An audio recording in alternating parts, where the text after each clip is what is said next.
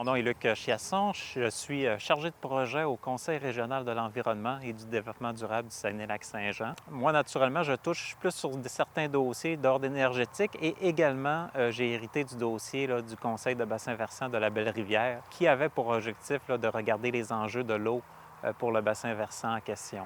On a le Grand Marais, qui est une zone qui est juste là, qui se déverse dans le lac Saint-Jean. En fait, l'organisme de bassin versant Lac-Saint-Jean, c'est un organisme qui est responsable de mettre en place la gestion intégrée de l'eau pour l'ensemble du territoire du lac Saint-Jean, en fait le bassin versant du lac Saint-Jean.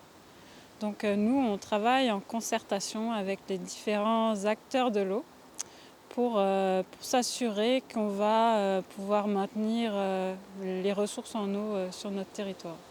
Si on veut bien comprendre ce que c'est qu'un bassin versant, on peut s'imaginer une tasse de café sous la pluie. C'est un peu incongru, mais si on imagine une tasse de café sous la pluie, puis qu'on visualise les gouttes d'eau qui vont tomber dans la tasse.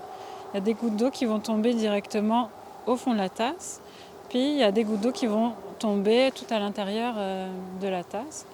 Et à un moment donné, toutes ces gouttes d'eau, on va les retrouver au fond de la tasse.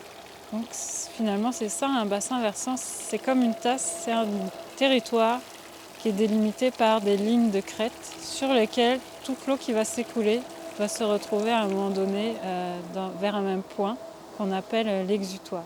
C'est majestueux, hein? Lorsqu'on regarde qu'est-ce qu'on voit actuellement, on ne peut pas avoir plus beau paysage. D'où l'importance de préserver la qualité du lac, c'est justement préserver les différents bassins versants auxquels l'eau se déverse dans le lac Saint-Jean. Si on a une mauvaise qualité de l'eau dans les bassins versants, ça a un impact sur la qualité de l'eau de notre lac Saint-Jean.